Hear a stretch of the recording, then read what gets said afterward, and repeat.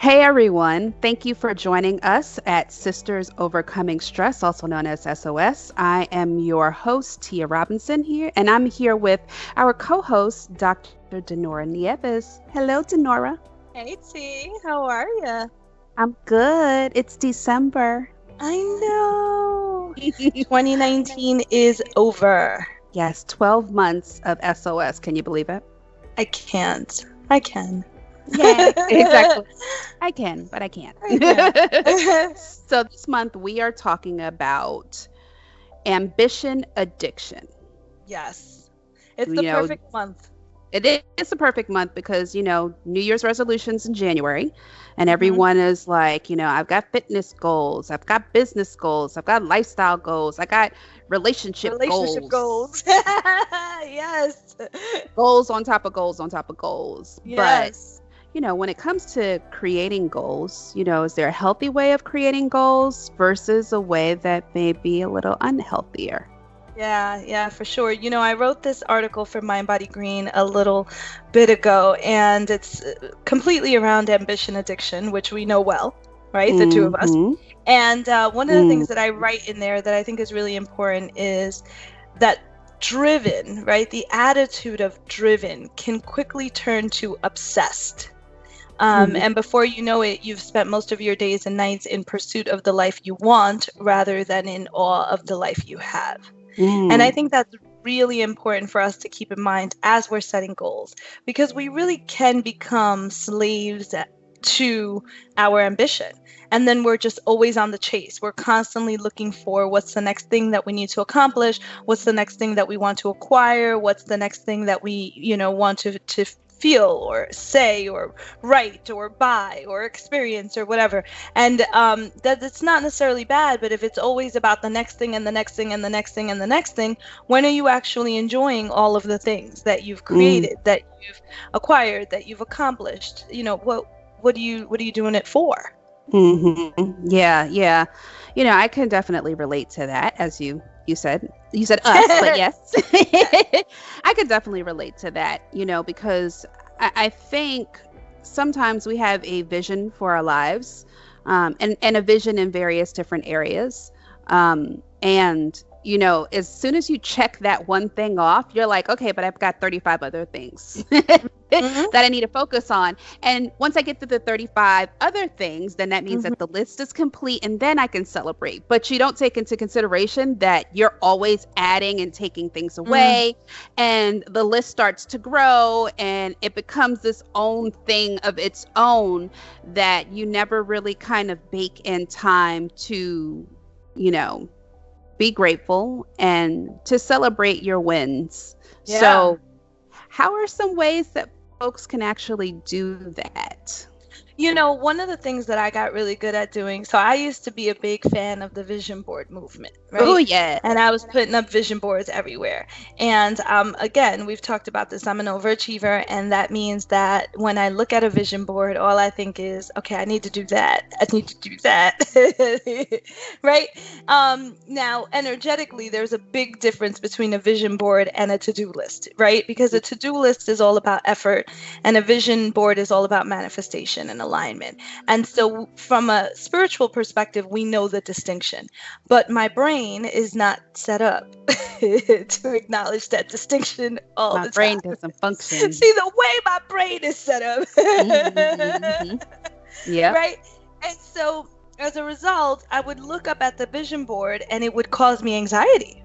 Ooh. And I thought there's got to be a different way to do this. So maybe 7 years ago, I got into the habit of whenever I create a vision board, I create an accomplishment board. Or if I create a to-do list, I create an accomplishment list. Or if I create, because I travel a lot, so vision boards don't always work for me because they're not as mobile. So sometimes I'll do like a vision PowerPoint presentation for myself, or I'll print the slides and I'll put them in a photo album, right? And I have a vision album, right? Or all of these different things. But I can't just look at what I have going on in terms of manifestation.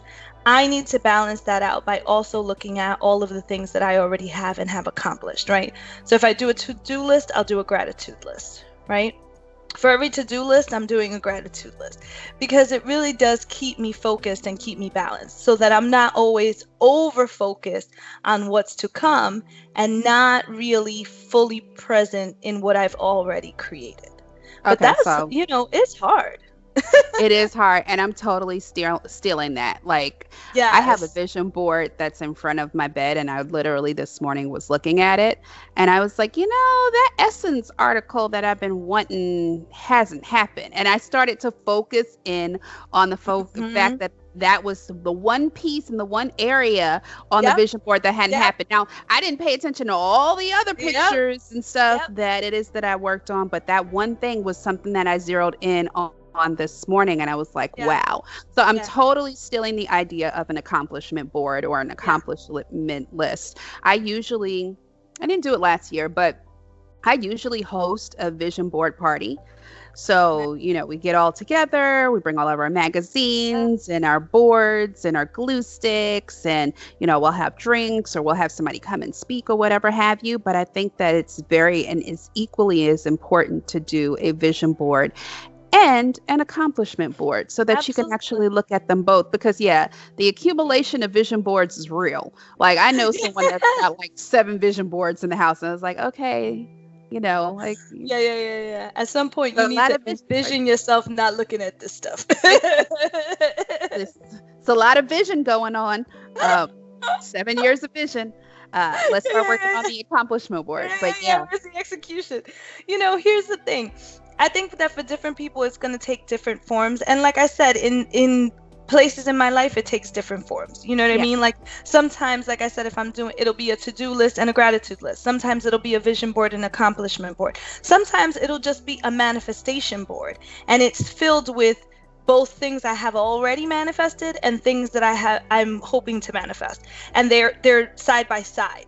But the point for me is, because of the way my brain works, I know never to set it up with wanting to do something without giving it an accolade for something it's already done. And that's what I have to always keep the balance on. Otherwise, I get over focused on what I'm trying to do, and I'm not enjoying, accepting, learning from, aligning with what I've created for myself in the moment, which, if I just take a breath, is dope. If I can just sit back and look at it, I'm like, wow. Like, sometimes I'll be trying to apply for a position or an opportunity, and I'm sending my CV, and I'm like, if this wasn't me, I'd be really impressed by this chick. But she's kind of dope. She's dope. But since it is me, I'm like rushing through the grammar, trying to figure out where I spelled something wrong, not really taking in the fullness of my accomplishments, right? So I think that's a really important piece of it for me, is to just sit constantly in the present moment while I'm envisioning the future. Can you do that? Can you set yourself up to not just to win, but to count your wins when you win? Otherwise, what are you winning for? You're preaching to the choir right now. I feel like I'm being coached, everyone. Because I completely. I will send you a bill. I can't get the friend hookup. Like, what? Friend hookup. Next time on S.O.S. Boundaries. I know. Like, well, a bill. Oh. No, this is the way it is. We learn and we share, right? And we learn and we share, and we learn and we share. And that's the rhythm of this, because I didn't always know it either. And some of this I had to figure out the hard way, and nobody needs that. So yeah, absolutely take it. Do it with your clients. I do it sometimes with my clients. I have them set it up that way, because, research shows, this is a very interesting thing about affirmations. I was big into that affirmation movement for a little while. And then I started to do all this research, because, I'm a sociologist by training. I'm always researching something. And so I started doing all this research on affirmations. And it turns out that the research shows that affirmations, unless they're based in something that the brain can connect to as real, are actually setting you up for disappointment. Ooh. So the affirmation will translate to a feeling of disappointment after a few times of saying it to yourself over and over again. right? Wow. And I was devastated because I was just so big into this pop culture movement of doing affirmations. And I didn't realize, well, wait a minute, there's a way to do this that works. It's There not that all is. affirmations work, right? Yes. There's a way to do this that works. So for me, whenever I do affirmations for myself or with clients, I always build it onto something I believe, right? So it's just not just like, I don't run around saying things like, Denora, you're skinny, because Denora's not skinny. I was getting ready to say, I am skinny. I am skinny. I am one with skinniness, Nobu. I'm not at all. This chip that I'm about to partake in is not gonna go to my hips. Like right. I'm not doing those kind of affirmations. I'm doing affirmations like, you know what? I am strong. I am strong because I am better today as a result of A, B, or C that I did yesterday, right? Everything that I do has a basis so that my brain connects it to some facts, some truth, some experience that seems tangible, concrete, and real for me. Yeah. So in terms of the vision boards, going back to that whole idea of being ambitious and having a vision and setting up a to-do list and having goals, all of those things are going to be more powerful and are going to be more effective tools in terms of moving you forward if you build them on an existing cognitive belief that you already are capable, that you already are strong, that you already are powerful. And in order to do that, you need some demonstration, you need some examples to help put you in that mood, to help you believe that these things are things that you can accomplish and you can do well. So for me, that's a big piece of it, is just setting up that balance. So every time I give myself an ambition, I'm also giving myself an accolade. Nice.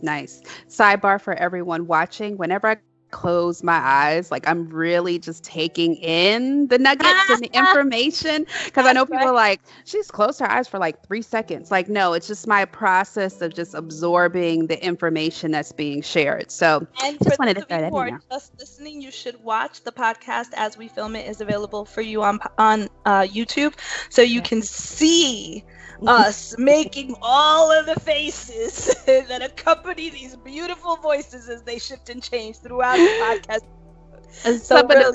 Some of the faces you don't want to see, but there are faces. There are faces. Okay, so last question. Yeah.